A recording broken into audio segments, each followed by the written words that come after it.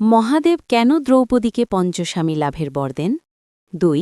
ত্রেতাযুগে দ্রৌপদী ছিলেন একজন ব্রাহ্মণ কন্যা। স্বামী কামনা করে ভক্তিভরে শিব পূজা করতেন তিনি। মাটি দিয়ে শিবলিঙ্গ তৈরি করে সমস্ত উপচার সহ পবিত্র মনে ফুল বেল পাতা দিয়ে পুজো করতে থাকেন বহুদিন ধরে। এভাবেই একদিন পুজোয় বসে ভক্তিভরে ৫ বার পতিং দেহি বলেন তিনি। আর তখনই মহাদেব তুষ্ট হয়ে তার সামনে আসেন এবং বলেন, তথাস্তু, পঞ্চস্বামী প্রাপ্ত হবে তুমি।